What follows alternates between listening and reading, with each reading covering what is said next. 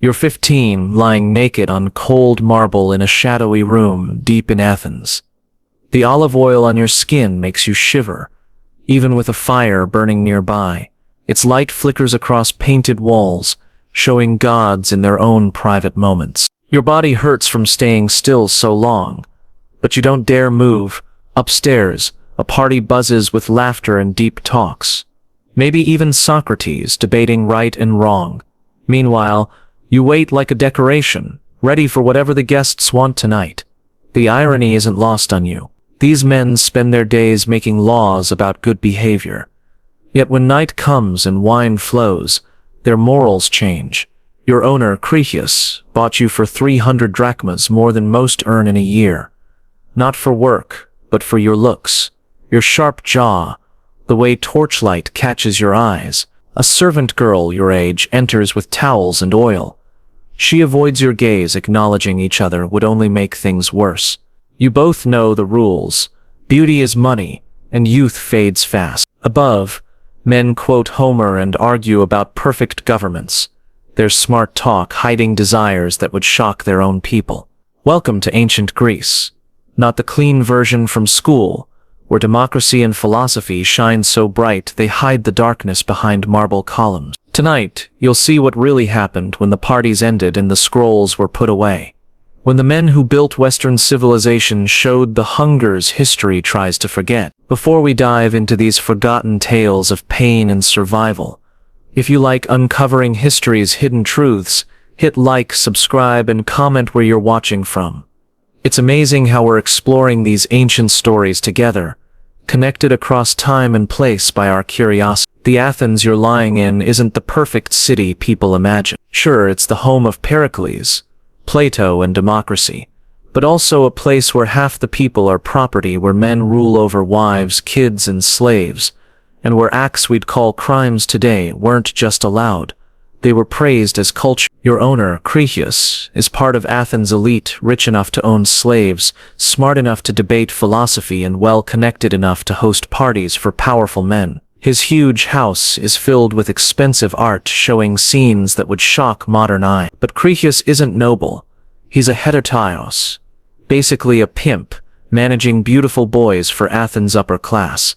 The symposium culture that defined Greek high society created the perfect setup for what we'd now call organized abuse. This wasn't just a few bad choices. It was built into Greek life, defended by the same philosophy that gave us ideas of justice. Even Plato wrote that relationships between older men and boys were the purest love, higher than marriage, because they supposedly went beyond physical desire to reach truth. This philosophical framework provided intellectual cover for what was essentially a culture-wide system of sexual exploitation that consumed thousands of young lives. While their abusers congratulated themselves on their sophistication and moral refinement, the preparation rituals you've endured represent just one small part of a complex economy built around the sexual exploitation of youth. Every morning you're bathed in water scented with imported perfume. Your skin is rubbed with oils that cost more than most citizens earn in a month. Your hair is styled according to current fashions. Long curls that frame your face in a way designed to emphasize your youth and supposed feminine quality. Even your diet is carefully controlled, with foods chosen not for nutrition but for how they affect your skin tone and body development. But the physical preparation pales beside the psychological conditioning that shapes every aspect of your existence. You've been trained to anticipate the desires of free men before they're spoken, to respond to subtle gestures and coded language that would be meaningless to an outsider. You've learned which guests prefer submissive silence and which are excited by displays of apparent resistance. Most importantly, you've learned to dissociate during the worst moments, to float above your own body while maintaining the appearance of willing participation. The other boys in Cretias's household have taught you the unspoken rules that govern your survival. Never show genuine emotion during encounters with guests. It either breaks the fantasy they're purchasing or triggers violence from those who enjoy causing real pain. Never form close friendships with other slaves. Masters deliberately separate boys who show affection for each other, understanding that emotional connections threaten the isolation that keeps victims compliant. Never resist direct, open defiance results in beatings, starvation, or sale to owners whose cruelties make your current situation seem merciful by comparison. Tonight's symposium promises to be particularly elaborate. Critias has spent weeks preparing, importing exotic foods and rare wines while carefully selecting which boys will be presented to which guests. You've overheard conversations between the household staff about special requests from certain attendees, men whose reputations for cruelty have spread throughout Athens's underground networks of slaves and servants. The guest list reads like a directory of Athenian intellectual and political leadership. There's Alcibiades, the brilliant military commander whose beauty and charisma are matched only by his reputation for sexual excess. Xenophon will attend, the historian whose writings will someday be studied by scholars who have no idea about his private appetites. Even Critias himself, your master, is a respected philosopher and politician, a man who writes eloquently about justice and virtue while operating one of the city's most notorious brothels. These men don't see their behavior as contradictory, because Greek culture created elaborate intellectual frameworks that justified the exploitation of those they considered inferior. Slaves, women, and foreign-born residents existed in different moral categories than free male citizens. The virtues that governed relationships between equals simply didn't apply to interactions with property. A man could be generous to his neighbors, just to his peers, and cruel to his slaves without any sense of inconsistency. The philosophical schools that made Athens famous developed sophisticated arguments for why these practices represented the height of civilized behavior. They claimed that relationships between older men and younger males fostered intellectual development. The beauty of youth inspired philosophical contemplation.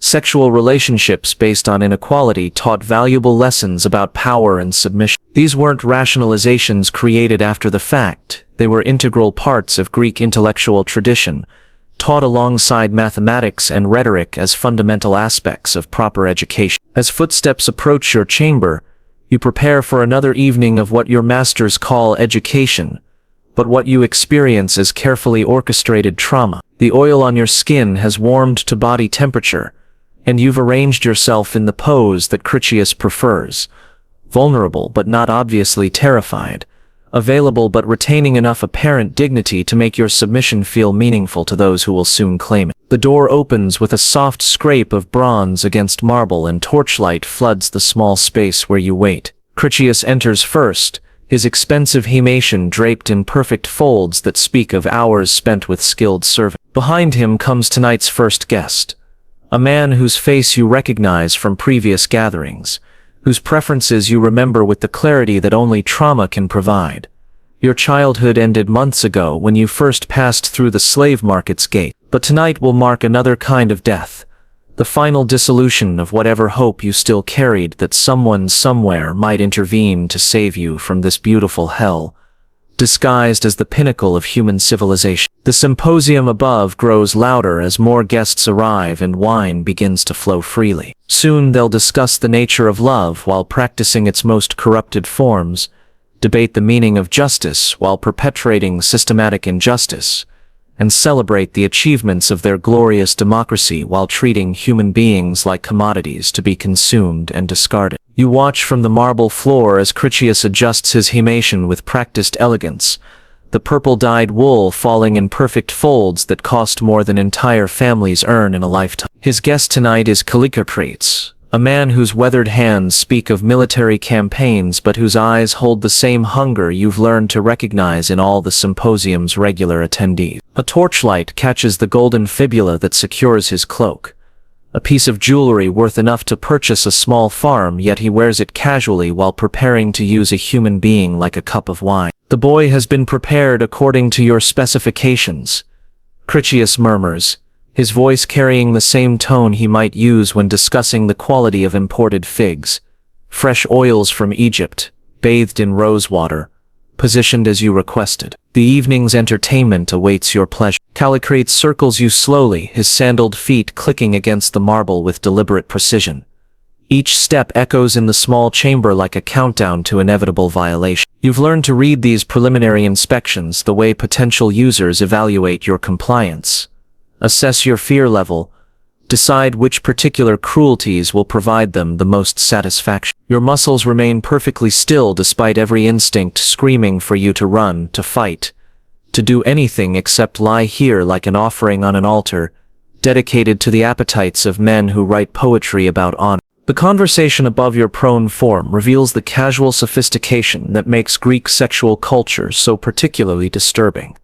These aren't crude barbarians acting on base impulses. They're educated intellectuals who have developed elaborate philosophical justifications for their behavior. Callicrates discusses his recent reading of Sappho's poetry, while running his fingers along your oiled skin, making observations about the relationship between physical beauty and spiritual truth that would sound profound in any other context. The Lydians believe that true wisdom comes through the corruption of innocence. He tells Critias, quoting some obscure philosophical text while positioning himself with practiced efficiency, that the soul learns its deepest lessons when the body surrenders to experiences beyond its natural inclinations. Tonight, we shall test this theory thoroughly. What follows represents the logical endpoint of a culture that celebrated inequality as the foundation of civilization. Athens prided itself on creating the world's first democracy, but that democracy existed only for free male citizens, roughly 15%. Everyone else existed to serve their pleasure and convenience, and sexual service was considered no different from any other form of labor that slaves were expected to provide. The physical violation is accompanied by intellectual discourse that makes the experience even more surreal and traumatic. Callicrates quotes Heraclius while inflicting pain, discusses the nature of justice while perpetrating injustice, and waxes philosophical about the beauty of youth while systematically destroying it. The cognitive dissonance would be laughable if it weren't so horrific. Men who spend their days debating virtue becoming monsters when darkness falls and wine loosens their carefully maintained public persona. By dawn, you're returned to the servant quarters like a tool that served its purpose and been cleaned for storage. The other boys in similar conditions don't speak about their experiences. Partly from shame, partly from the understanding that discussing trauma only makes it more real. Instead, you all move through your daily routines with the mechanical precision of people whose spirits have learned to hide so deeply that even you sometimes forget they exist. The morning brings news that tonight's symposium was considered particularly successful. Word spreads through Athens's elite circles about the quality of entertainment Critias provides, generating requests from other wealthy citizens who want to sample his collection of beautiful boys. Your reputation as particularly compliant and aesthetically pleasing makes you increasingly valuable, a development that fills you with dread rather than pride.